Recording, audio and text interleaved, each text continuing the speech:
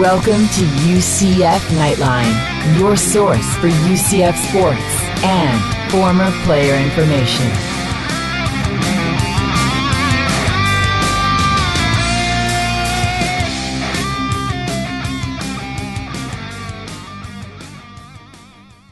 Hello, Night Nation. This is Andrew Phegley coming to you from the 1148 studios, and this is Knightline 128. Joining me in studio, as always, is Trylko. Hello, everyone. Alrighty, Knightline 128 is brought to you by the Dever Team, your source for New Smyrna Beach real estate and everything else New Smyrna Beach. Go to thedeverteam.com and call UCF alumni Travis Dever for all your New Smyrna Beach needs. 386-690-1636, 386-690-1636. In this really big show, UCF scores a record-breaking 73 points, beats Austin Peay, moves to 7-0. Kyle Israel helps us break it down. Plus, we check in with UCFsports.com publisher Brandon Helwig. We're answering your questions during Ask Knightline. Take a breath, Trace. The men's basketball season nears. We have sound from Taco Fall in reaction to UCF women's soccer knocking off the Cows to win the AAC regular season crown. But first, this is TJ LSU Dad, and you're listening to... Wow, that was the best. We talked to him just a little while ago, and you're going to hear that early next week. But man, how cool was that? If you don't know who he is, he's a guy that on Twitter and YouTube, and he just goes crazy about Adrian Killens. And he has told us that he is a UCF fan now and watches all the games, and there's a bunch of stuff. But we talked to him. It's a full-length interview, and you will hear that later in the week. Trust me, if you think that he is, if you've seen his videos and you think that that's what he is, that's what he is. That is exactly who he is. He's not doesn't play it up for the viewers. That's what he is. So he's a very cool dude, and he was nice enough to talk to us. I think we're going to have to add that to our clip list where we play absolutely. From time to time. Yeah. That was pretty good stuff right there. Very cool. Also pretty good.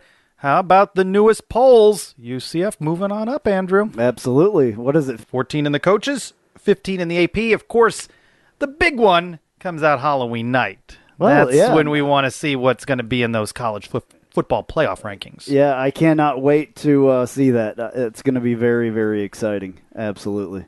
And another successful Knightline postgame live. Yeah, You ought to that was have cool. TJ LSU Dad call you. I would love to, yeah. I would love for him to come down and host it with me. Wouldn't that be That fun? would be. You know, what was interesting, though, is he knows a lot about football, too. So, he's gone viral. I'll tell you what, he's even mentioned in the UCF game day notes put out by Media Relations. They mention his phrase there. He gone. Yeah, So, well, the guy has gotten all kinds of, publicity over this whole deal, and it's good because he's a very entertaining guy. One thing I want to mention, and I know it's not on here, but the dreaded Cows lost yesterday to Houston. you're mixed on this. I am mixed on Yeah. it. I predicted it, number one. True. To I got you it. I can the other find it. day. Yes, It was you at did. 1 o'clock or Yeah. whatever. In the morning. Yeah, I got it. I think I talked about this a little bit last night on Post Game Live, but I went home after watching. I was at work the other day, and I was watching the Memphis-Tulane game and saw how that played out. And then I came home and I watched the USF Tulane game. And I've said, as that game was ending, when I was replaying it, watching it at like 1 o'clock in the morning, I texted you and I said, USF loses tomorrow. And lo and behold, they did. So I'm very happy. I can't stand There you go. stand that team. So then again, they're not going to be undefeated when they face us on Black Friday, and that's kind of a bummer because I thought that could do a lot for the American. It could do a lot for both teams involved, but they couldn't handle it. So they couldn't handle being undefeated at that point. They couldn't handle their schedule. Their schedule is soft as it was. And not a good weekend for them. UCF, we'll talk we got the women's soccer coach coming up. We got a soundbite from her and one of the players. UCF wins the American. It's a draw, but they were a point ahead anyway. They leave a point ahead, and the Cows do not win the American in soccer. And we get war on I-4 rivalry points. So, good. Right. Yeah. All All right, so let's talk about this game a little bit. There's all kinds of stuff. I mean, 73 points, 7-0. Those are both records. It's crazy, the offense. And how about Heisman contender? How you like that? Absolutely. Mackenzie Milton, 24 of 26, 275 yards, 3 touchdowns, another one on the ground. Started off with 14 straight completions that almost he came one shy of breaking Dante Culpepper's record with that. He would have matched it with 15, and then he would have gotten that record with 16. So it's doable from him because he's just spot on. I mean, absolutely spot on. And you're going to want to listen ahead. When we talked to Kyle, I thought what he was saying about his release was really good information as well. Absolutely. So let's start with some clips. I got a couple little mashup type things, maybe one. Is that a term, by the way, or is that your term? Is that a real term? I think it's a term. I don't know. It may not be. I may not be using the right context, but that's what I like to call these little clips. Because now I'm saying it, but I don't know if it's a thing. I think mashup may mean something else. I don't know. Look it up over there. Where's our intern? We need an intern, by the way. So if anybody's out there and you have some time on Sunday nights and some time on every other night, basically, which we spend doing this, please give me a call or a text message or on Twitter or something. We really could use somebody that wants to contribute. Obviously, you're not going to make any money, but seriously, if you want to be a part of this, we need somebody that can help us out a little bit. I don't know if you're using it right. So the dictionary definition here is a mixture or fusion of disparate elements. That's what's disparate elements? Yeah. And then a recording created by digitally combining and synchronizing instrumental tracks with vocal tracks from 2 or more different songs. See, that's not right. See, okay, well... But I like it. It's grown on me. Whatever. I'm using it now. That's just what I came up with. I don't know. That was just for myself. Okay. I was just curious. It's a compilation or something. I don't know. No, we'll go with mashup. I just take, multiple clips and make them one clip. Participants in an online music scene who rearrange spliced parts of musical pieces. See? I mean, I'm not rearranging them. I'm putting them in context, but I'm still taking the questions out and, making multiple questions in one clip. How about in the spirit of Halloween? It's a monster mashup. Oh, man, right. We should have had the Monster Mash clip right there. That would have been so cool. All right. We'll work on that during this clip. Anyway, here is the Frost Mash. Anytime you can win in this game, it's an accomplishment. Winning isn't easy. I don't care who you're playing. I was really impressed with their team and what their coaching staff has done. I thought their offense played really well. That being said, I don't think we played our best game. We made some mistakes, and I'm not completely happy with our performance. But it's good. Anytime you can play less than your best to get a win, it's rewarding, and it's a good thing, and it's going to give us a lot to clean up and go to work on next week. You can't cheat the game of football. You're either playing your hardest or you're not. You're either preparing as well as you can or you're not. We didn't tackle very well. We made mistakes. We weren't disciplined. We thought that we had the guys ready, and apparently the message didn't get through, and that's our fault as a coaching staff. The score ended up being one-sided, but I think they played a great game, and I give them a ton of credit. There was a lot of things happening that we know better than to do. I don't want our players to ever go out there and not give it their all, ever go out there and not have someone play harder than them. We're not supposed to reach the ball across the goal line because you fumble through the end zone. It's a touchback. You're not supposed to throw an elbow at a quarterback's head. We know better than to do those things. And sooner or later, those things catch up with you. They didn't tonight.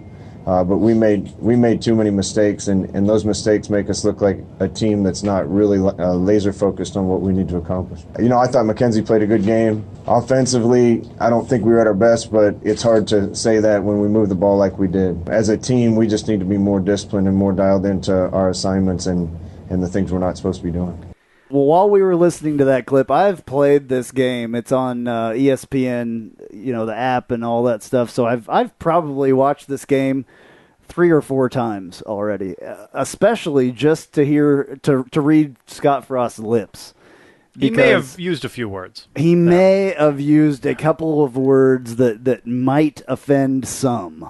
And I believe that he offended the one referee, and the referee, couldn't get the flag out of his pants fast enough. He pulled his shirt out and not the flag.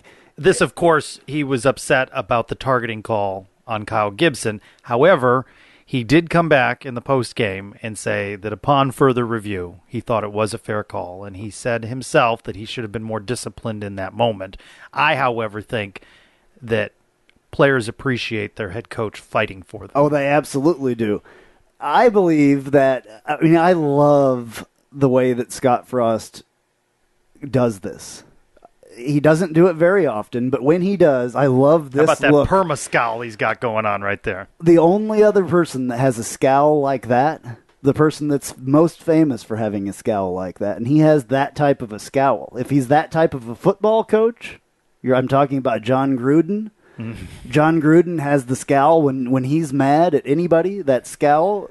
Yeah. I keep replaying it, too. This is the point right here. We're watching it where the referee, the side judge, comes out and look, he's like, I can't get the thing So you're out. a good lip reader. I am. Could you translate? Well, I can't say it on here because we try to. It's family friendly? Not family friendly at all, and I really try to keep it like that. I talk like a sailor, a drunken sailor, most of the time in real life. Trace can attest to that, but I just really try not to do it on here. So, thumbs up from me, Scott Frost, on your handling of that. Even though, here, let's listen to this clip, and this is what Frost thought afterwards about that little interaction with the referees that he had. I'm a competitor, and sometimes I get excited and take it too far. At the time, I thought Gibby went over the top of him and missed him. I was wrong. I haven't seen it yet, but was told that his elbow made contact with the quarterback's head. If that's the case, then they got the call right.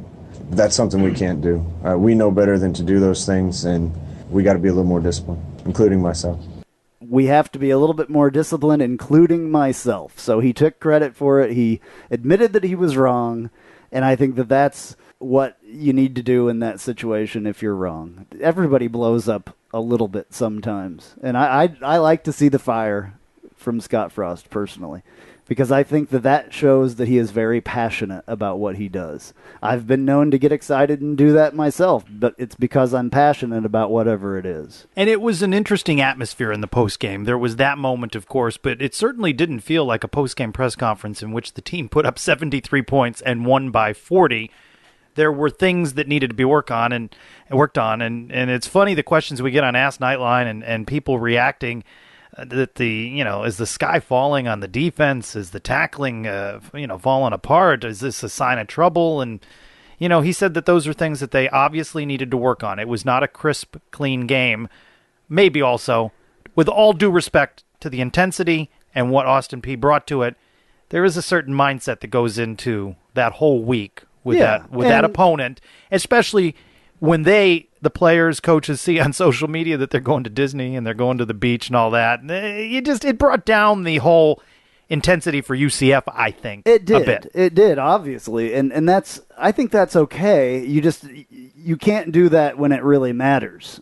I mean, it mattered, but it didn't matter. This was a non-conference game. This was a game against an FCS opponent. I mean, yes, it got us to 7-0. Yes, it was a regular season game, but really, did it matter? Did it really matter that we couldn't tackle very well? Did it really matter that they gave up 33 points? Did it really matter? It really matters if at SMU in Dallas on Saturday you don't see those sorts of things cleaned up. I don't worry about that happening, though, personally. If we can score 73 points on pretty much anybody. Including SMU, I would say, based on the quality of their pass defense. Can they, though? No. Nobody can score 73 points on us. No, you wouldn't think. Unless our defense completely goes out there and lays down on the field. Maybe they could score, and we just play from laying on the ground. That would be the only way that SMU or anybody else could score 73 points on us. And for all the concern about things like tackling and the defense, there were also special team scores. There were also defensive scores. How about that? And I brought it to you when I got out of postgame and came on postgame live with you. Shaquem Griffin, the scoop, the score, right? First time he's ever scored in any level of football. I couldn't believe that when I heard that, but let's hear what Frost had to say about Shaquem. I'm happy for Shaquem. You never have to worry about whether Shaquem's playing hard or not. He's been a leader for us. He's been an unbelievable player for us, and I didn't know that was his first touchdown, but I'm glad he found a way to get in the end zone. All right. Well, we also have Shaquem. Shaquem himself. Yeah. Here we go. Well, to be honest, I didn't know I had the ball until I got in the end zone and everybody started screaming. And my whole thing was I seen the ball, I was like, I might just miss this, but if I do, I just jump on it. And then the ball ended up sticking to my glove. He's like, no, just keep running. And it's crazy because, like, the excitement that I have to score a touchdown for the first time, it's amazing. And to be honest, I can't even put it in words. It's just, I was just so happy just to do it in front of the student session. I was just going crazy. I remember Tony Garage was like, why would you running so far? I said, I didn't know what to do with my legs at that point, so I just kept going. It was exciting, and I loved every moment of that. My inner AK came out. So, once I kept running, I was like, I'm going to dip at the line, and, maybe AK was like, we can race one day. Absolute awesome moment. And I would love to see a race between him and AK because I know that Shaquem is a fast dude.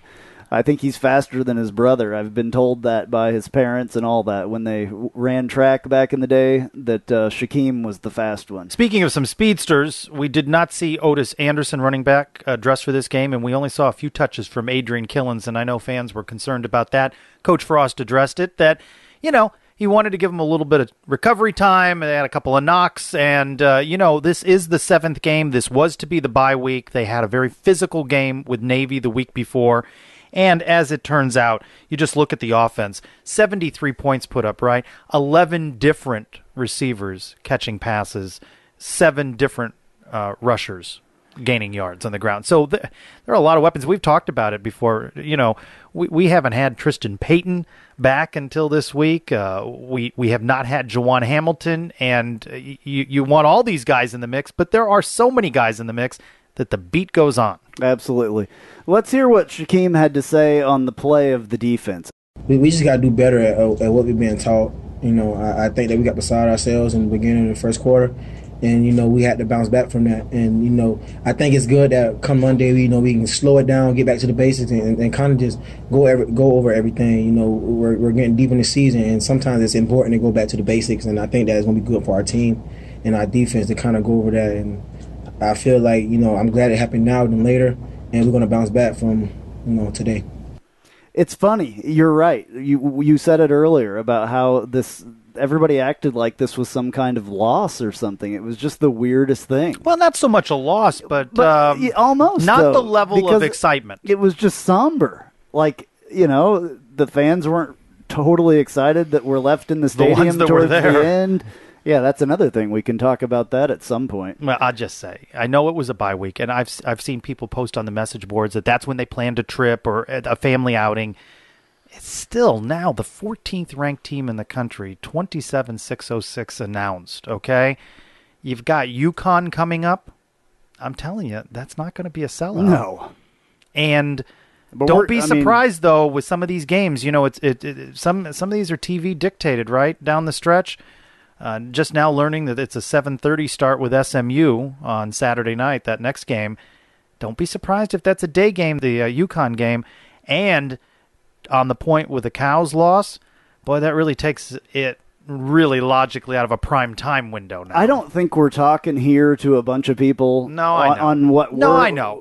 platform. Yeah, I don't think we're talking to a bunch of people that wouldn't come to the game if they physically could come to the game, because I think most of them are, but I'm disappointed, but I know that it's better to watch it at home on TV in a way, because you can see much clearer views of what's going on the field, blah, blah, blah. But the intensity and just the atmosphere and all that stuff is not there on TV. You can sit on your couch and drink if you want to, but it's much more fun to drink in the tailgate before and all that stuff. So I don't know what UCF can do any better to make it, and we talk a little bit about this with Brandon later. I don't know what they could do to make it more of an environment to come out there to watch football games. And even if none of that was present, they're fun to watch. Absolutely. Right?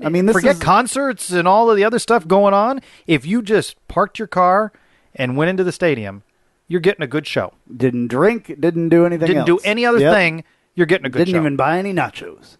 Nachos.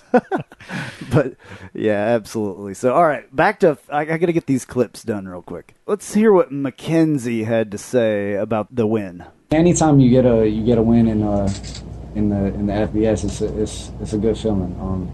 Teams aren't easy. Austin Peay, they came to play. They're a tough ball club. I give them a lot of credit. Their offense came to play. Defensively, they fought hard. But I mean, we know that we didn't play our best, and we didn't play to our standard, I would say, tonight. But it's okay because we got 4 more games to just better ourselves. All right, we got to talk about another guy here real quick that I think gets overlooked a lot. He's Titus Davis. Titus Davis goes out there and he plays its opposite side as Shaquem does, and he just doesn't get talked about a lot, but he had some good moments in the game last night. He didn't seem in the press conference like he was all that excited either, and talked about the game like this. Austin Peay came at us with a lot of different plays, a lot of different gadget plays, and things that we never seen before. You know, I mean, we practiced hard. We knew that they were going to come out and spread us out and try to make plays off of us and our weaknesses. But I mean, their speed was pretty good. I can't lie. I mean, they was pretty good. They were probably one of the fastest teams that we've seen so far. I mean, and being a D1AA, they're a real good team. So. I like the honesty, though, that he's given right there. I mean, he said we were surprised by some things. We weren't ready for quite what they gave us. Talked about them being the fastest team that they had seen so far this season. I got 2 from Mackenzie that I want to play here real quick, too. This one is about finding out about the Cows' loss. Right when we came out for the second half, they had it like up on the big board, Houston beating them, which I mean, it doesn't surprise me. They're both very good ball clubs, but it just shows that in this conference and in just the NCAA in general, you got to come to play week in and week out. You're always going to get people's best shots, especially if you're an unbeaten. And the American Conference it's not top heavy, it's not bottom heavy. Anybody can beat anybody week in and week out. All right, and then I got one more clip here. Here's what Mackenzie Milton had to say about Shaquem. Shaquem's really fast, honestly. There was a play in fall camp where he hawked me down. Like I probably had about 5 yards on him, and he still hawked me down. And I don't think I'm that slow, but he's a heck of a player. There's not anything he can't do on the football field, which is incredible. He's a heck of a leader. He never takes a day off, and I have utmost respect for him. You know how much I love Shaquem, and I just think that that's cool. Taking the spotlight off of yourself a little bit and talking about one of your teammates. That's awesome. So 5 unbeatens left. UCF, Alabama, Georgia, Miami, Wisconsin. A couple of undefeated teams, including the Cows, lose over the weekend. So trick or treat. College football playoff rankings come out on Halloween. Where do you think? What's your guess? 12. 12? Yeah.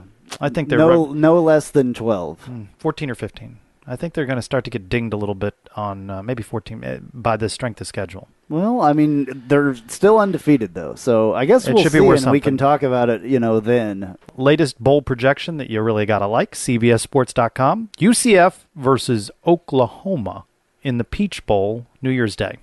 That's a pretty big matchup, isn't it? Yeah, that would be great. I would love to see. I mean, they were ranked, number 2 at one point? Alabama's been the number 1. Yeah, I think it'd be interesting to see when these rankings come out, by the way. Maybe Georgia eclipses Alabama into that top spot in those playoff rankings. Will be something interesting to see. Possibly. As it stands, UCF heads to Dallas Saturday, November 4th, 7:30 against SMU. We normally will have an insider preview where we include a little bit of that on Sunday, but because of scheduling, we need to get with the gentleman early in the week, so we'll have that for you later in the week. Break down SMU. They're bowl eligible now. They're 6-2. They rallied to beat Tulsa 38-34, and it's been a steady climb for them under this head coach. I think they were 2-10, then 5-7. Now he's got them 6-2. They score a lot of points. Defensively, though, they're not very strong. Well, so back to your point, we score 71. We're not going to, right? We are capable of scoring 70 every game. We're capable of it, I believe.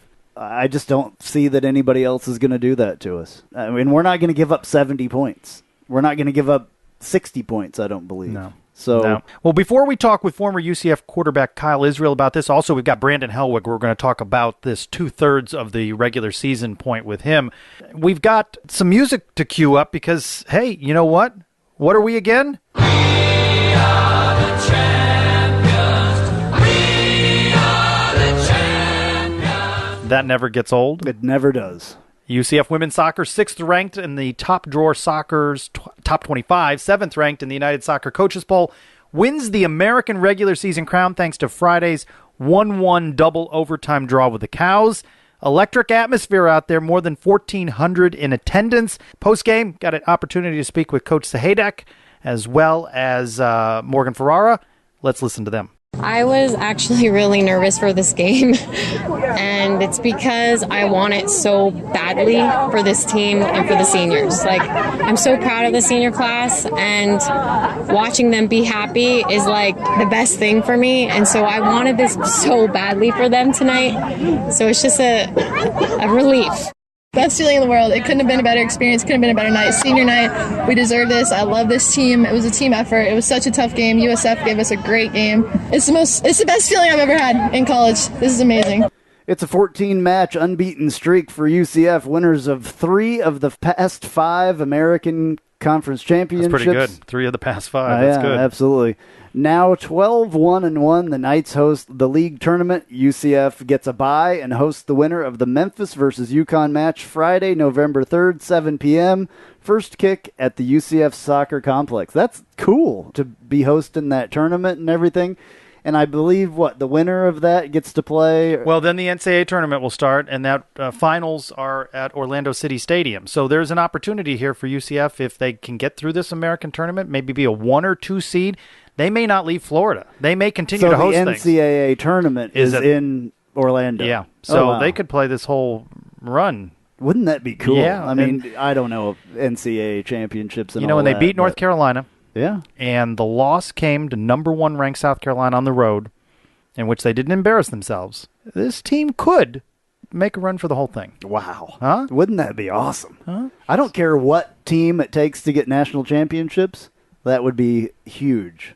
I don't care if it's cheerleading, because we've talked about that last week. I don't care. Oh, by the way, if good it's interview. Basketball. That was a good interview with Coach Gooch. Thank you. I enjoyed it. It was fun. 430, by the way. That was the push-up tally. Yeah. 430. They posted that on Twitter. That was fun. That. Did you see that? Yeah. The 430. I didn't watch them there. It Well, was 21 plus 45. This one, Jay Holman, he had 21, he had 45, he had 73. He did 139. That's crazy. If you haven't listened to that, go on our Facebook, Not go that on we Twitter. talk about it's out there. cheerleading a lot, but, it's just one of fun those story. things. It was fun. And they deserve the credit that they, deserve for doing all this stuff. They are multi-time national champions. That's right. Well, let's get back to football. Your source for football talk. We're talking about UCF 73 points, but also some sloppy tackling. We talk about that with former UCF quarterback Kyle Israel. He is next. Hey, this is Travis Dever, Kai's Real Estate, the Dever team, New Smyrna Beach. Your source for real estate and everything else New Smyrna Beach. Proud sponsor of Knightline and Knightline Postgame Live. Call me anytime at 386-690-1636. That's 386-690-1636. Let me show you my hometown, New Smyrna Beach, UCF's favorite beach. Go Knights and charge on.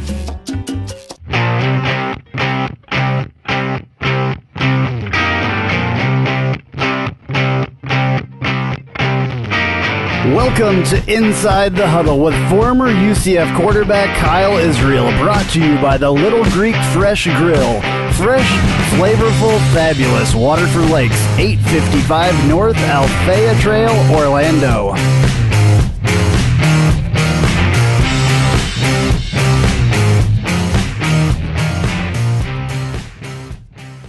UCF lit up the scoreboard Saturday, 73 points. Joining us to break it down a little bit more, former UCF quarterback Kyle Israel. Kyle, we can go on and on talking about this offense. It's so prolific, and I don't want to sound negative or be critical, but the questions that we've had coming in are, how on earth can this team improve upon its tackling? So I want to ask you that. When they go in and film study and they go into practice, what is it specifically that they work on so that you see the results in the next game? Well, it's interesting. A lot of my experience, obviously, in college has been with Coach O'Leary, and Coach O'Leary was a guy that hit a lot in practice. If he thought that there was an issue with tackling, for the first 13, 14 periods of practice with Coach O'Leary, there were a lot of drills that were associated with full contact tackling. So I think in the past, we would have utilized that in periods during practice. We would have done a lot more live contact. with Coach Frost, I'm not exactly sure what the answer to that is. And it'll be interesting to see if there is. Because we have struggled a little bit with tackling. I think some of that was maybe the intensity level that yesterday, especially where, Austin Peay came to play. And frankly, I was on the sideline for the first quarter and a half. We just didn't match their intensity level. But I'm interested to see how Coach Frost approaches that, because with Coach O'Leary, it was, boom, let's go back to the practice field and knock ourselves silly for 2 hours. And obviously we have a different style now, much more less contact than we have had in years past. So it'd be interesting to see. But I'm asking the same question, and I'm not sure I have a perfect answer for it. If I were the coach, I would go out there and make us tackle in practice as much as possible. I don't want to make excuses, and I don't think in the post-game session that head coach Scott Frost made any excuses, but just speculating here, as I have read, when teams play Navy the week after, they're feeling it. Do you think there was any bit of that lingering? Because we heard from players that they took some hits, and they enjoyed the rest and the recuperation a bit because they really got banged around by Navy. Sure, there's something to that. I don't think that it's a huge deal. I think that obviously Navy is a physical team, both offensively and defensively. That's how they basically run their program and run their offense and defense. There's some of that, but I'm not sure that it's a big enough excuse to still be lingering, 7 days later with the style of program that we have. We're from what I can see and from what I can tell, Coach Frost does an incredible job in preserving energy, preserving the bodies of the players. And when you do that, there's going to be some things that slide by. I think tackling is one of them. But at the same time, I would think that would help us recover from a game like Navy. But there is always, people don't realize, I don't think, unless they've played the game, period, end of story.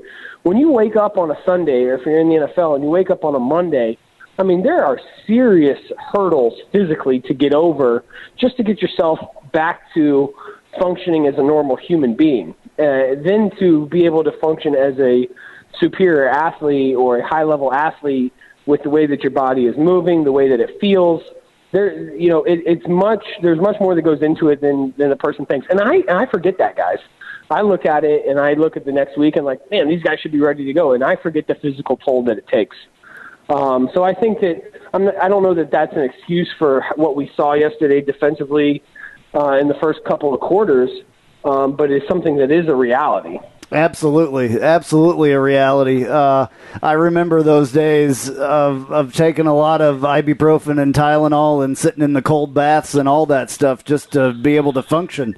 You're absolutely correct. Yeah. I took 1,200 milligrams of ibuprofen and a shot in the rear end before every game that I played at UCF, just to be able to make it through it. And I would probably I'd take 600 milligrams of ibuprofen before every practice, 200 milligrams of ibuprofen after every practice.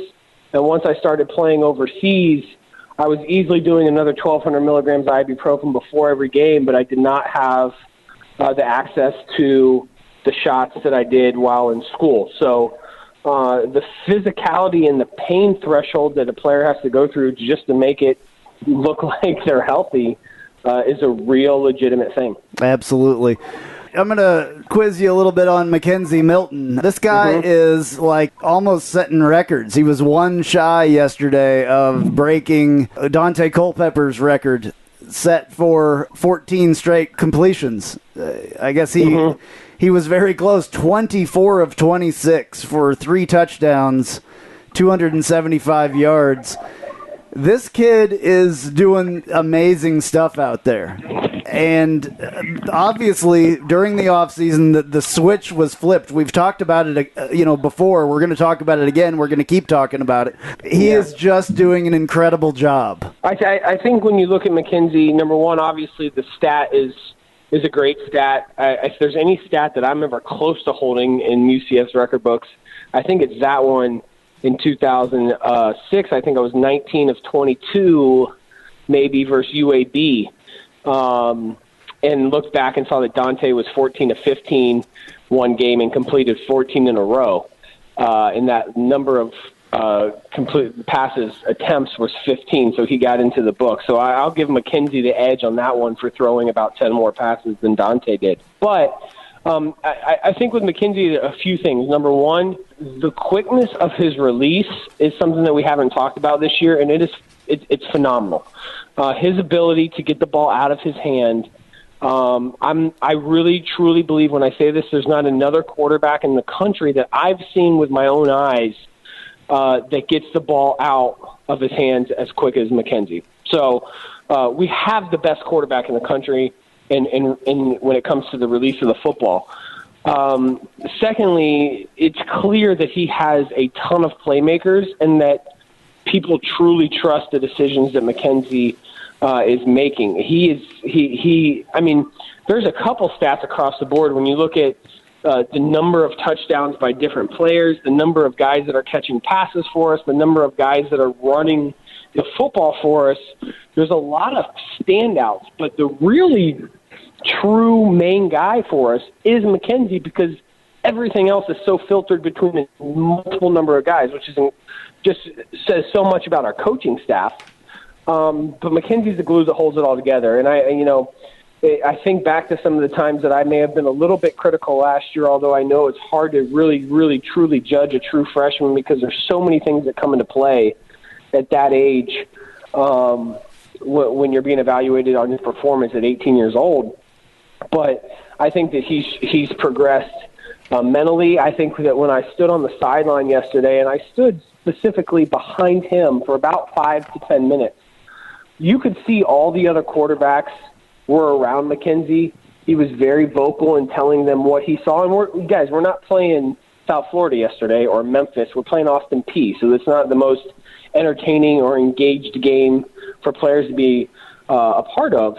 But he was talking specifically about what he saw, when he saw it, and why he made the decisions he made to Noah Vidal and to Mac and to our other walk-on quarterback whose name slips my mind right now.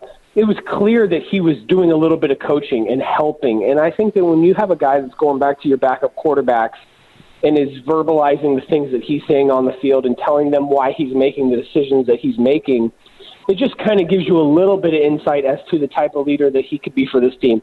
I'm not sure he's the guy that is the rah-rah guy of this football team, but he is clearly the guy that everybody looks to in regards to helping us win and to making things happen for our team. And so it's really exciting because he went through a lot. I mean, people were really against him after that bowl game last year. People were really, really down on McKenzie, and I know what that feels like. And I'm so happy to see the success that he's had this year. And he's really done it. If you think about it, guys, for us being 7-0, for the success that McKenzie has had, he's really done a lot of it under the radar and hasn't garnered and hasn't asked for much attention at all. And that's what's so exciting about him, knowing that we have him around for 2 more years. So October 28th was to have been the bye week. And, of course, because of all the schedule changes, this game ended up getting added. 7 games in. Take us through, you mentioned earlier, the Tylenols and the cold baths and everything. Mm-hmm. What are these guys feeling 2/3 of the way through? Now, mind you, that's 7 games, a couple more regular season, possible AAC title game, bowl game. So what's looking to be a 13-game schedule, there's 7 games into it. What would a typical player be feeling at this point and then not having the luxury of that bye week now? Everybody's dealing with something, Trace, whether it's an ankle, whether it's a hamstring, could be a bruised quadricep, could be for offensive or defensive lineman, a banged-up elbow, could be a sore neck. Everybody's dealing with something. People are also dealing with this time of the year, schoolwork, midterms. People are dealing with, going into the end of the year and final exams. I mean, there are a lot of things in this end of October, beginning of November time frame, outside of football that start to become a little bit more of distractions than they are coming off camp and then into your first couple of weeks of the season where everything's so exciting. Now you're 7-0, and you got people that are banged up. You got people that, are – the one thing that you always have to remember is that these guys, when they walk off the field, are human beings, right? They have girlfriends, they have relationships, and between the ages of 18 and 22, all of those things have an impact in the field. And you just hope that your team is mature enough, that you have great leadership in the locker room that can kind of help you fight through this part of the season.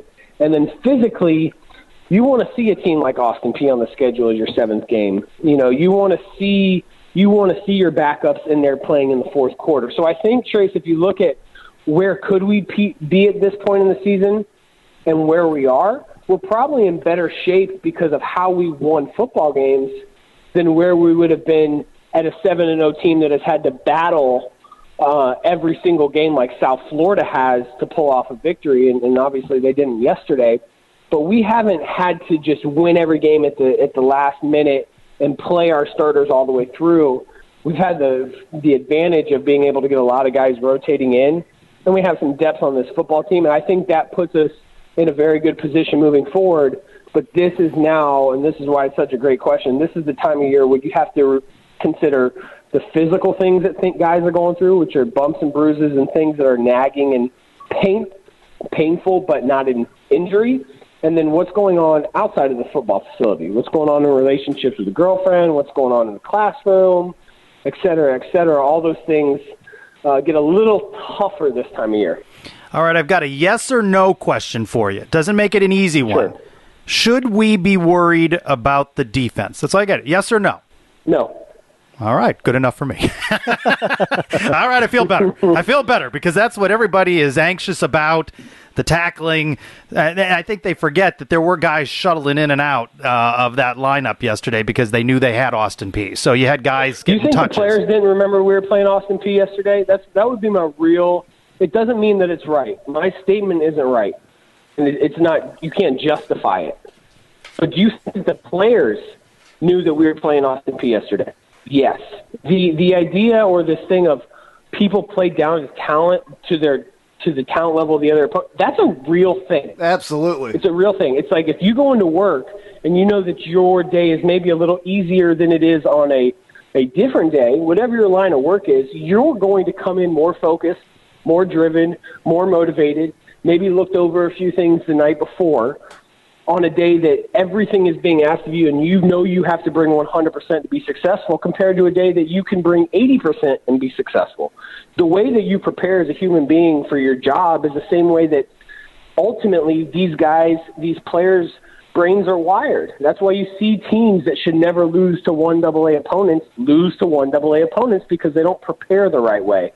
And defensively, when you're asking a guy to go run his body into somebody else, you're going to see I think that you're going to see a drop and maybe our play when you're facing a team like an Austin Peay. I think it's just a reality that people need to understand. When you look up at the end of the game and you see 73 as the points that were scored by UCF, with the history that you have with this team, you know where it's come from.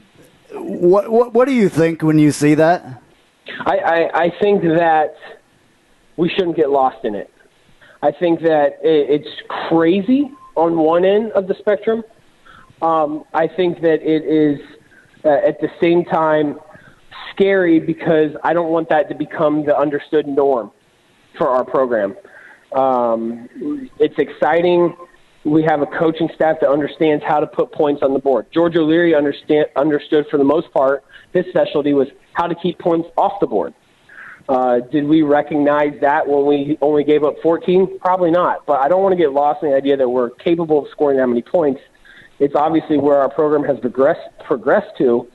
I just don't want our fan base to think that we should see 40, 50, 60-point games all the time because we're going to turn into the University of Florida that's just not happy with anybody. That's true. That's absolutely true. All right, Kyle, like we said, we're 7 games into this whole deal. I know that you've been busy. We talk about it every week. What's going on at the Little Greek? Little Greek has been great. We slowed, my responsibility is slowed down a little bit, but really what I'm looking for is about 3 or 4 more franchisees to to fill out this market with 24 locations. We have 15 licenses left, and I'd like to distribute that over 3 or 4 franchisees. So if you know anybody that's looking to get into the franchise business, has been in the corporate America for a long time and looking to make money for themselves, create flexibility in their lifestyles, work with me on a day-to-day basis, which is obviously the most exciting part about all of that, then you can find me on Facebook, Kyle Israel, or Instagram, and just shoot me a message. That's what I'm looking for right now, but I do appreciate the support we've seen here in Central Florida. Awesome. All right. As always, we enjoy talking to you. We really appreciate your time, and we will talk to you next week. All righty, guys. Thank you. Our countdown to tip-off of the 2017-18 men's basketball season gets underway. We were at Media Day this week for men's basketball. UCF checking in at number 29 in CBSSport.com's preseason projections. One of the nights we caught up with is the returning American Defensive Player of the Year, Taco Fall. The 7'6" junior center is confident. What will a successful season look like this year? Oh, we definitely got to make the NCAA tournament. That's our goal. Pretty confident right there. Taco Fall is on the 2018 Kareem Abdul Award watch list, named for the nation's best center. UCF gets ready for the new season with Friday, November 3rd's tip-off luncheon at the arena noon start. ESPN analyst Jay Billis, guest speaker. The regular season gets underway when UCF welcomes Mercer November 10th. Now, follow Knightline for more of these sound mashups. See, it's growing on me. We preview the season with B.J. Taylor. We got longer interviews. A.J. Davis, Taco Fall, Aubrey Dawkins. That name sounds familiar, Absolutely. doesn't it? And head coach Johnny Dawkins. We will have those for you as our countdown to the season opener continues. The best coverage you're going to find anywhere right here on Knightline. What is on your mind? We answer your questions on Ask Knightline. And he's the man who's been around for a long time, knows it all. UCFsports.com's Brandon Helwig is here. Back in a bit. You've heard us talk about the great food at our good friend Kyle Israel's restaurant, The Little Greek Fresh Grill. The Little Greek now has franchises available. Please call 407-697-2272. That's 407-697-2272 to see what The Little Greek can do for you. Also check out The Little Greek's newest location at 3131 Daniels Road, Suite 104, Winter Garden, Florida. The Little Greek Fresh Grill. Fresh, flavorful, fabulous.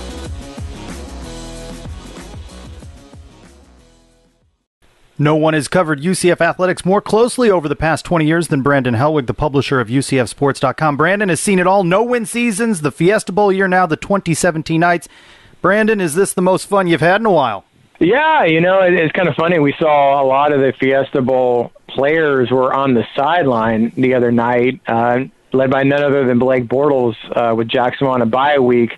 Saw Justin Jordan McCray, Joey Grant, Josh Reese. So, just kind of seeing those guys, you kind of think about that season and how much fun that was. And that was just kind of, while both seasons have been great, I mean, that was so much different. If you guys remember, like every game was a nail biter and many times it looked like UCF was going to lose and somehow some amazing finish went in UCF's favor. And this year, I mean, every game has pretty much been a blowout except for Navy, which it was still a double-digit victory. That was the only one that was a little bit tense. I know Saturday's game against Austin Peay was interesting. Not like you ever felt like there was a chance UCF wasn't going to win it, but it's been interesting. I mean, there hasn't been any really, other than that late fourth quarter at Navy, it's been blowout city the entire year. I mean, it's completely different from that Fiesta Bowl season in that regard.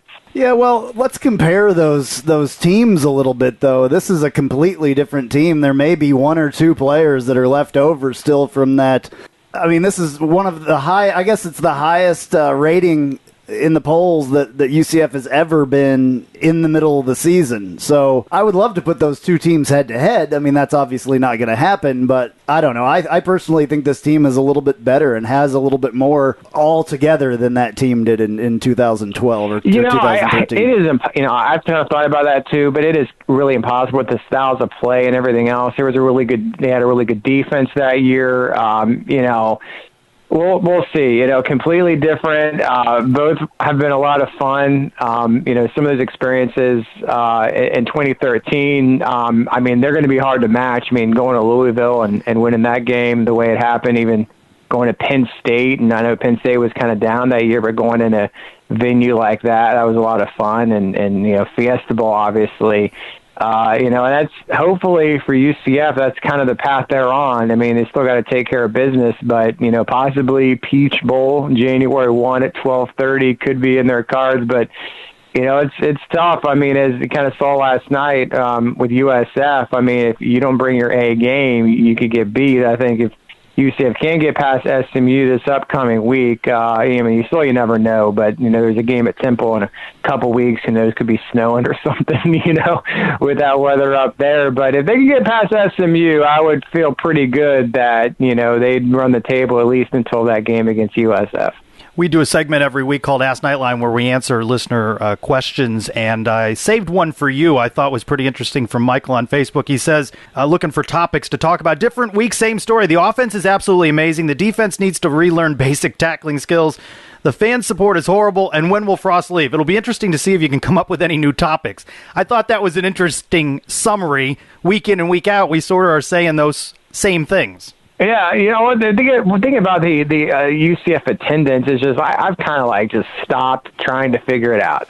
It's for anyone that's followed this program for a long time and you've been to games, like how you get on campus, you've got Bright House, now Spectrum, you're going to churn out thousands of graduates every year, and you'll just kind of incrementally raise the season ticket base. And I'm not really sure that the UCF fan base, at least the people that come to games, I'm not sure if it's really any better than it was in 2007. And for all the thousands of students that have graduated, it really hasn't translated into higher season tickets.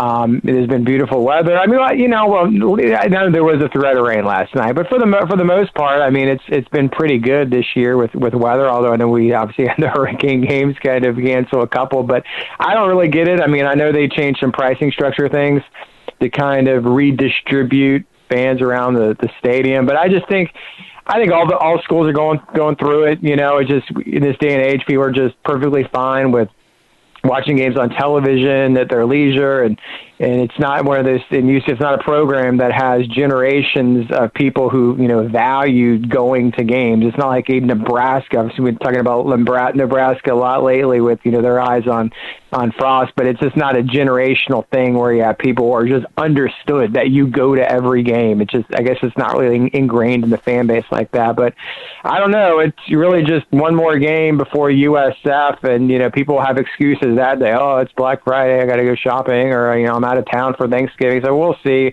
It looks like that game should be close to a sellout, but who knows? Unless something changes, it's not going to be like that for UConn in a couple weeks. It seems like UCF is doing the right thing as far as trying to, make the amenities in the stadium a little bit better, adding clubs.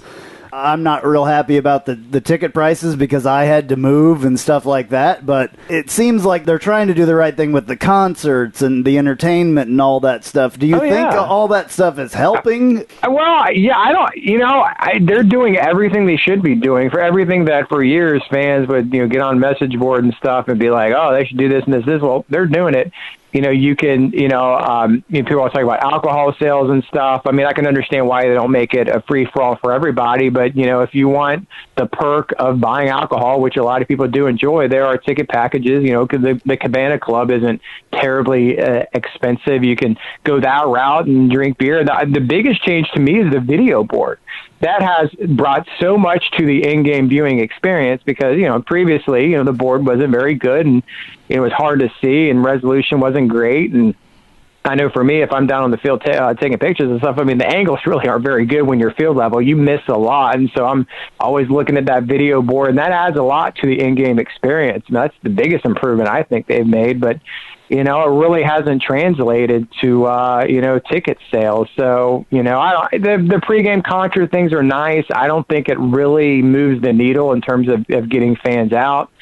If I were them, maybe I would save that money towards how to get to that coach budget or, whatever they're trying to do with this Football Excellence Club push, but, they're doing everything. I mean, it's not like we can sit here and even with, I know you said you were kind of, upset with the pricing structure changes and stuff, but, UCF isn't completely forthcoming. They don't, release hard data and numbers of sales and revenue, but from what I've heard through the grapevine, ticket revenue did go up as a result of this pricing structure, which always was the goal. Was the bigger goal was to increase revenue. That was more important than, say, filling every seat. Right. I understand that for sure. Well, we could go on and on talking about all the positives of the season, but we got to be a little critical. What could be the Achilles heel for this team that creates a stumble outside of something like a bad weather situation? What have you seen through 7 games that you're not seeing as much improvement you think could be a problem? It's last night was one of those games where it's like, yeah, they won by 40 points, and it just didn't seem. I mean, when Coach, you were in there, Tracy, and Coach Frost comes in there, it just didn't even seem like it was a win. He was upset about penalties and some of the dumb stuff going on there, and just it's really hard to criticize. It's like, okay, everything isn't always hunky-dory, but yeah, I guess defensively. But then again, yeah, it's hard to really, in that game specifically, I mean, everyone said, we prepared the same way, and, we don't, play up any opponent, we don't play down any opponent, but, I mean, subconsciously that has to happen when you're playing Austin Peay. Everyone thought it was going to be like a semi-bye week to a degree with the FCS team coming in, and it kind of seemed like, maybe the coaches maybe doubted back some, even without even realizing it. Sound like guys like Otis Anderson maybe could have played, and Adrian Killinge is kind of like held him back a little bit. If UCF was playing SMU or something, I doubt that happens. Guys weren't hitting as hard, like they just thought they could wrap the guy up, and the energy wasn't there. So, other than the effort against Austin Peay, I don't know. It's hard to create. There's not a lot to really nitpick at, honestly.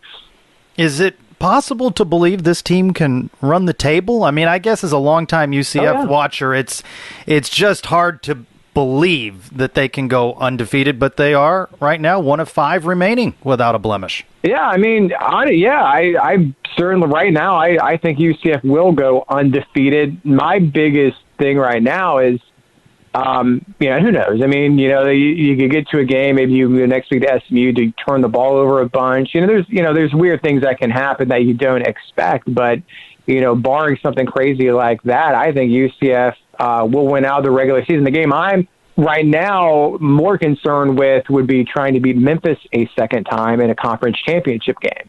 They're rolling right now, and beating a team twice, potentially, it looks like Memphis is the team to beat unless they self-destruct here. It will be Memphis winning the West Division. They already have important tiebreakers against Navy and Houston. That game might be difficult, but right now, I mean, if you look at the body of work and what they've done on both sides of the ball, you pretty much have to predict UCF will win out. Will that happen? I don't know, but I think the odds are greater if you look at everything that's happened, that they should be favored, obviously, to win the rest of their games. You follow this team closer than pretty much anybody else does. I mean, you're out there every morning getting player interviews, coach interviews, all that stuff. Did you ever expect this? No, absolutely not. I mean, it's kind of funny on the message board, people kind of bump this preseason prediction thread every couple of days, just for laughs to see what people were thinking.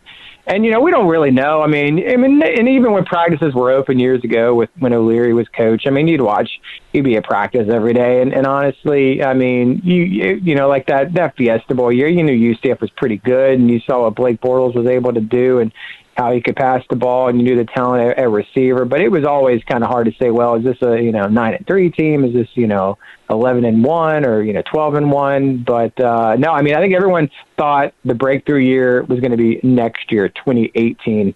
Once he had more time to kind of get his recruits in the system, get more speed in here, get more experience under Mackenzie Milton's belt. I mean, it's amazing. I mean, look at Milton. I mean, last year the fan base was, booing at the Cure Bowl, wondering if this guy a Division I quarterback, and then a bunch of crazy rumors over the summer, which I still don't know what really happened. It really doesn't matter. He was AWOL, or at least the teammates didn't know where he was. He's back in Hawaii. Then there was rumors, he's going to transfer to Hawaii, which wasn't true. I don't know what happened, but he came back, and he's been an amazing quarterback this year, which I thought was interesting. For the first time, really, there's kind of been a novelty Twitter. I don't know who runs it. Someone has a Mackenzie Milton for Heisman Twitter account. I've retweeted them a couple of times, but it's kind of funny. For the first time today, UCF football Twitter, they kind of, posted something about McKenzie and kind of directed it towards the official Heisman account. Now, I don't know if that means UCF is going to have a McKenzieforHeisman.com website going up tomorrow. I don't think they go to those links, but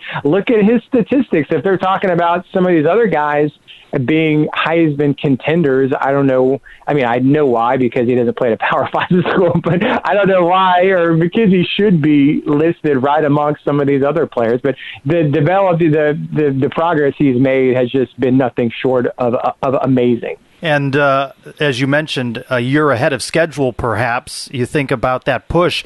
I'd hope that UCF would consider such a marketing campaign for next season, because he'd certainly be in the mix with that. There's all sorts of rumors and gossip and all of that concerning head coach Scott Frost. If this team continues to roll like this and he can keep his coaching staff together, boy, 2018 shaping up to be quite something, isn't it? Yeah, and as far as the rumors, and, I kind of have the attitude that, I don't really know what Frost is thinking, but everything that I've heard through the grapevine, through his entire time here the last few weeks, I don't think he has any intention of going anywhere anytime soon. That doesn't mean he's going to stay at UCF forever. I know he's talked to a lot of people about, even before this season, where he even thought 2018 was really, shaping up to be the breakout year. So in that regard, I know, he probably has UCF ahead of schedule, at least where he thought the program was going to be. I think he likes it here. I think he's smart enough to kind of realize that, he wasn't a finished product in terms of being a head coach. He was learning on the job last year. He's improved, at least in the areas that are visible to us as media. We can see the improvement he's made just in media demeanor, press conferences, and all that kind of stuff is night and day from where he was last year. And, we know Frost likes to enjoy, being out and doesn't want to be in a situation where he's probably hounded 24/7. He likes to, go out to restaurants, might hit a bar or something, not like he's doing anything inappropriate or anything, but he likes being able to do that. If you take a job at Nebraska or Florida, those days are over. You're really not going anywhere at any point in time where you are going to be completely hounded. And he's very private. I don't think he really enjoys the extra attention being put on himself. So he's in a comfortable spot here at UCF. He's getting paid pretty well. I'm sure, obviously if he is staying, which from everything I know, I would be shocked if he took another job at season's end. But, he's probably going to get a raise. I know they've been raising money like crazy in this Excellence Club Fund to kind of increase that overall staff budget, which is important to him. I think he would like to just kind of see how far he could take UCF, whether it's a New Year's Six Bowl, if that happens this year. We can get in. It would be another show to talk about, can a group of 5 schools such as UCF ever get into the actual playoff mix? I don't know that. I kind of doubt it. But I mean, heck, if UCF does what we think they could do, win out, and maybe win one of these New Year's Six Bowls, that could be a situation like Houston a couple years ago, where people are talking about, heck, is this a group of 5 team that could potentially get into that playoff picture? So I think he likes it here and likes the team he has, likes the recruiting class that he has, and thinks he can build something big. So frankly, I would be really surprised if he even entertains any, not to say he's even leaving, if he even entertains any other job at the end of the season. I don't know anything right now, but I would expect that Danny White is working hard to get something together, at least making some sort of statement or maybe a contract extension. I don't know how soon that can come about, but, I would be surprised if anything happened on that front. Shifting gears real quick, upcoming basketball season, I think there's a trend or a theme, a storyline in Danny White's hires, heightened expectations for their second seasons on the job, and Scott Frost in football is going in the right direction. Do you see that as a storyline, that now that NIT run just fuels the fan appetite for both men's and women's basketball, the other sports, that you want more, you want to go farther, you want to win more? Yeah, and it's amazing. And talking about being ahead of schedule. I mean, even last season, I don't think anyone even realized how good this team was until the end of the season. They refused to lose. They just kept on winning and winning and winning.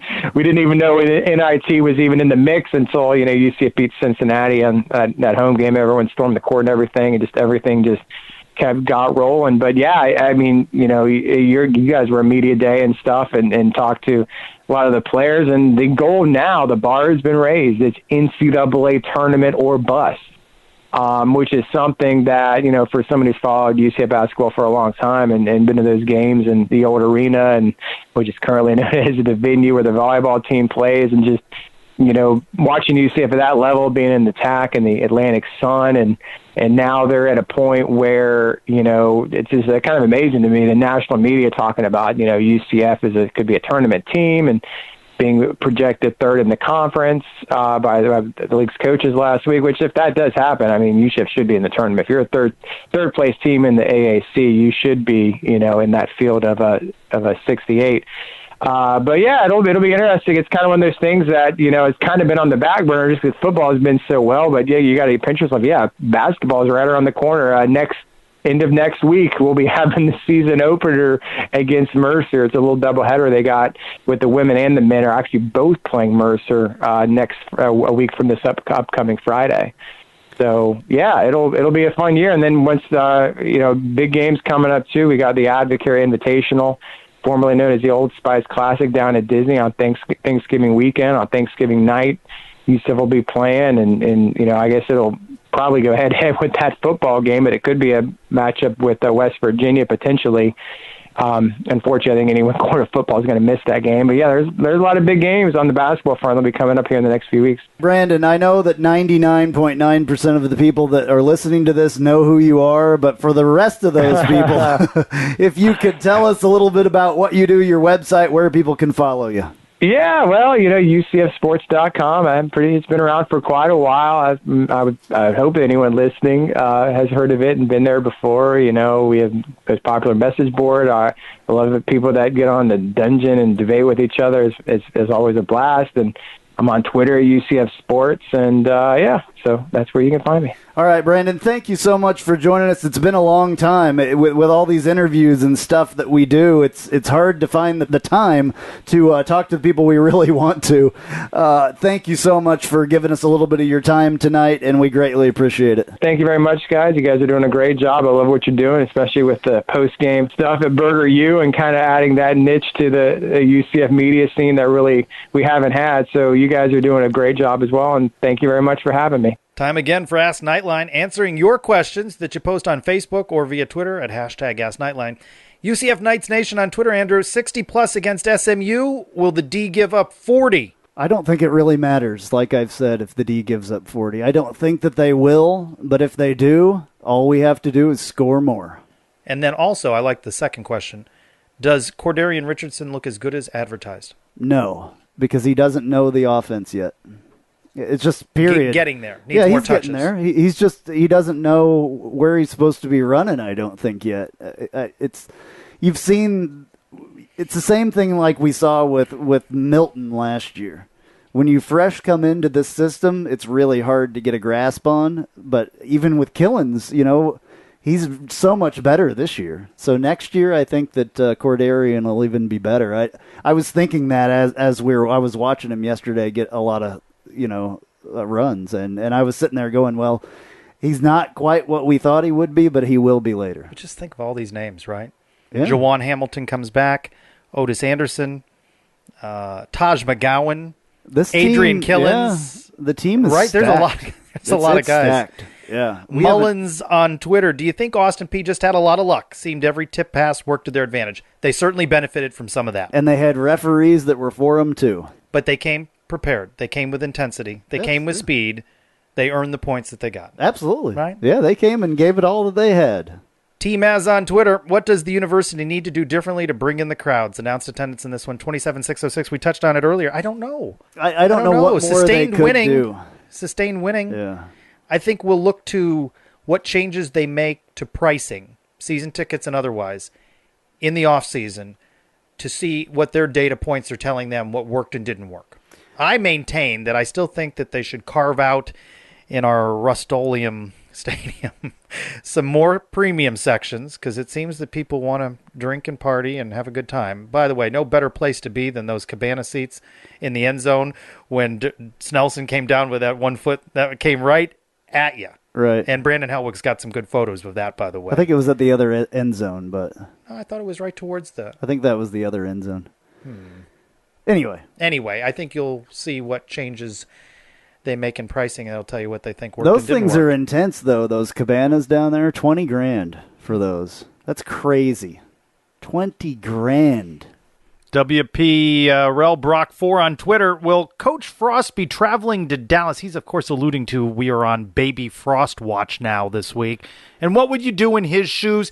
Coach Frost talked about it on his weekly show, and he said that going to be watching this every day, that some boosters have stepped forward, that if he does go to Dallas and gets the call, then he's coming back. So I think he's just got to go day by day when they're in that window. I think with the coaching staff that he has here, that we would be fine without him. Although, this is the thing that I worry about as far as that goes. He calls the plays. He still calls the plays from the sideline. So, yes, they're familiar with how he calls the play, and I guess he honestly could be watching a baby being born and be calling plays by a cell phone. He could do that, I guess. The imagery there is little. Well, no, I mean... Things like this happen, believe it or not. I mean, coaches have been in the hospital before and have been calling the plays from their hospital bed, being in the hospital themselves. It's totally possible. What I respected in his answer that he gave on that is that he said he's not going to miss the birth of his first child. So he's putting family first, and he stresses that all the time with his coaching staff and a lot of the young children that are around the practice facility. So you can't. I think you go day by day on this and make the best decision. If that baby does not look like arriving and he gets on the team plane to Dallas, then just keep monitoring it. You know what's funny? I have to comment on what we're watching on the TV over here. What is on now? We're watching the University of West Florida play some high school team or something. I don't know who it is. I've never even heard of this University of West Florida. So, okay, so if probably Division II, if the University of South Florida is West, maybe honestly, they'll be relegated to this league. I wonder if the University of West Florida, their logo is similarly eerie to I'll look up West Florida. UCF, I mean, I've heard of way. them. We played them in something. Also, though, I mean, are they? They must be in Jacksonville or something. We'll look it up during the break. Yeah. Right. UCF Fantasy. By the way, thanks everybody for your questions. Absolutely. A lot of good questions. Keep sending them. I was wrong, by the way. I did look it up. Whoa, I know. Breaking news. The one time that I'm going to be wrong the others are edited out. Absolutely. I'll leave this one in, I promise. But that Snelson catch was in the end with the little cabanas. Gotcha. So I was wrong. All right, UCF Fantasy. Nah. Back on the wrong side of this equation. Adrian Killens for us. Only had a few touches. Shaquan Burkett with some tackles. They had Traquan Smith. Black and gold folks had Traquan Smith. Pat Jasinski. Enough to give them the win. And again, as long as UCF's winning, we're fine with that. Banneret can have some crumbs. Are we done? No, we're going to keep playing. No, we're playing all. We're going to play. There's no chance of us winning it. No, though. there's no chance. No. Oh, so if we include the title game and the bowl game, which I think is commissioner of this, I think we can. So I don't need to call Steak and Jake yet and make a reservation. Not yet. Okay. Speaking of babies, we mentioned we're on Frost Watch. Congratulations to the Bannerets, Jeff Sharon and his family on the arrival of another Sharon. Baby Eliza Marie Francis Sharon weighing in at 6 pounds, 4 ounces. Absolutely. Congratulations, Jeff. Well, this week, longtime UCF president Dr. John Hitt announced his retirement after more than 26 years leading UCF's impressive growth. Resume is extensive. Medical City out at Lake Nona, on-campus football stadium, which, of course, has just changed the culture of the athletic program. Emerging campus right now. They've broken ground. They're starting on the downtown Orlando campus. The search for Hitt's replacement starts soon. He'll be at UCF until June 30, 2018. Beyond, of course, his stature and height, some pretty big shoes to fill. Absolutely. Wonderful, wonderful job that he has done. Posted a poll on Twitter about that, by the way, asking A, B, C, D, or F were the 4 choices. 93% giving him an A. Awesome. 3% giving him a D or an F. I don't know if they were just being funny or... Those people that had no idea, just people finding it on Twitter that had no idea what they were talking about. Now that you've taught me how to post polls, I've been doing that a lot lately. Have you noticed that? Awesome. Yeah, I love it. You're doing a great job on Twitter. They say that he is going to remain at UCF in some capacity. An expensive capacity. Do you see what he's getting paid? Yes. $300,000 to be a consultant. That's perfectly fine. Whew, I think George O'Leary's making that much money. He's still right making now, that. What's he been consulting on? Offense? Oh, no, I don't think so. The Cows lose and more. We go around the American next. Night Nation, now that the football season has started, you're going to need all the tailgating supplies and clothing for the rest of the season. And the best place to get all of your favorite night stuff is Fan Addicts. Please go to our website, UCFNightlinePodcast.com. Click the Fan Addicts logo to find the best selection and best prices for everything you need.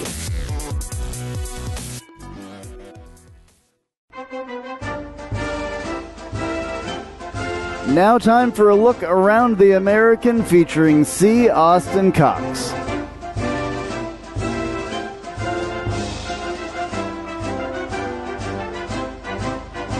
This is C. Austin Cox from the AAC Daily with your weekly wrap-up of what's happening throughout the American Athletic Conference following another wild week of college football action. Week 9 of the college football season saw 4 teams from the American sit idle due to byes, which left only 3 conference games and 2 contests with programs stepping out of league play on the slate.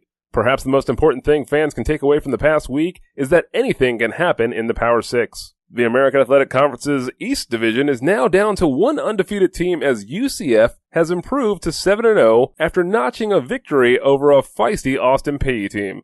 The Knights are now just one of 5 FBS unbeatens, joining Alabama, Georgia, Miami of Florida, and Wisconsin. As for the Bulls, USF suffered its first loss of the season at the hands of the Houston Cougars in a 28-24 decision. Things didn't go quite as well for the other AAC team that stepped out of conference play as the Yukon Huskies fell to the Missouri Tigers 52-12. Looking at the West Division, both Memphis and SMU still each have 1 loss in the conference standings after the 2 were both able to successfully defend their home fields. Memphis is now 4-1 in the American following a 56-26 win against Tulane, while SMU stands at 3-1 in conference play after a 38-34 victory over Tulsa. The Houston Cougars are riding high after snapping 2 of the nation's more impressive streaks in their win over USF as the Cougars put an end to the Bulls' 12-game winning streak as well as the Bulls' run of 24 straight games with at least 30 points scored. The catalyst for Houston was the play of quarterback D'Eriq King, who took over the first quarter and delivered from that point forward with 2 fourth-quarter touchdown runs, including the game-winning TD with just 11 seconds left on the clock. King threw for 137 yards and a touchdown, while also rushing for 83 yards and 2 more scores. Memphis managed to build a 35-0 lead over the Green Wave as the Tigers scored touchdowns on 5 of their first 7 possessions. Tulane was able to make it a 2-score game early in the fourth quarter, but Memphis's offense proved to be too much for the Green Wave to handle. Memphis quarterback Riley Ferguson threw for 298 yards and 3 touchdowns, while running back Darrell Henderson rushed for 112 yards and a touchdown. On top of keeping pace with the Memphis Tigers in the West Division, SMU is also now bowl eligible, marking the first time since the 2012 season, thanks to the win over Tulsa. Ben Hicks threw for 338 yards and 2 touchdowns in the win. I'm C. Austin Cox, and that's what's happening around the American Athletic Conference following Week 9 of the college football season. For more news about the American, you can catch me on the AAC Daily, airing Monday through Friday, starting at 1 p.m. Eastern Time, noon Central on BCSNN, iTunes, Spreaker, and the iHeartRadio app every weekday. Now back to Orlando with your host, Andrew Phegley and Trace Trylko on UCF Knightline. All right, Knights in the pros, not a lot here. The Detroit Lions like the strong leg of kicker Matt Prater, inking him to a new 3-year deal. A couple of guys were on bye weeks. Blake was at the game. Shaquille Griffin had 3 tackles and 2 passes defended in their win over the Texans today. Taking a look at the week ahead in your Nightline Planner. Softball's black and gold games get underway Monday, October 30. More on Wednesday, Thursday. Also on the 30th, men's golf continues in the Florida Gulf Coast Invitational in Estero. Volleyball hits the road at Cincy, November 3. East Carolina, the 5th. Men's soccer, this is a big one. Win at Cincinnati on the 4th. The Knights move on to the American Championship round. Wow. So how about that? Things have turned around under first-year head coach Scott Calabrese and points to another successful hire for one Danny White. Incredible. And now, news and notes from the world of UCF sports.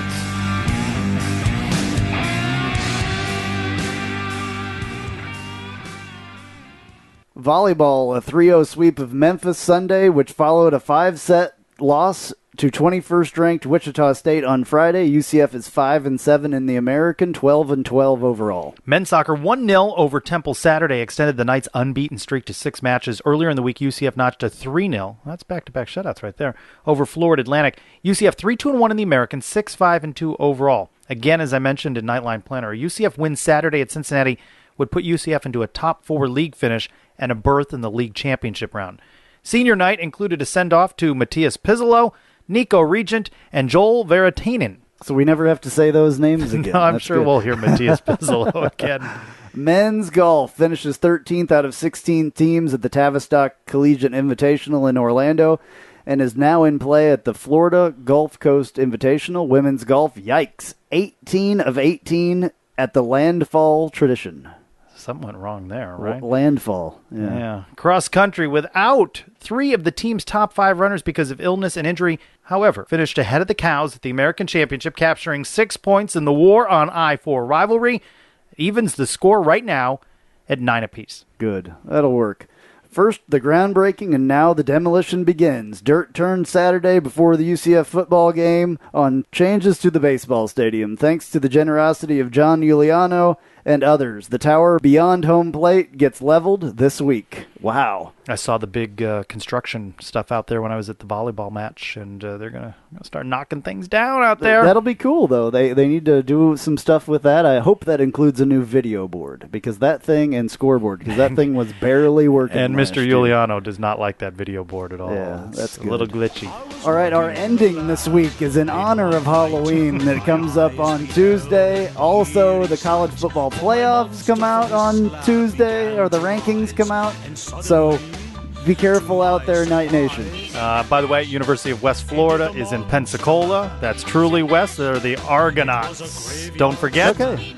Post-game live following the SMU game. UCF looking to go 8-0. All right, I'm Andrew Phegley. I'm Trace Trylko. Go Knights. Charge on. Bedroom where the vampires feast. The ghouls all came from their humble abodes to catch a jolt from my electrode. They did the mash. They did the monster mash. The monster mash. It was a graveyard smash. They did the mash. It caught on in a flash. They did the mash. It did the monster mash. The zombies were having fun. And a shoot. The party had just begun. The guests included Wolfman, Dracula, and his son. The scene was rocking, oh, we're digging the sounds. Igor on chains, backed by his baying hounds. The coffin bangers were about to arrive with their vocals.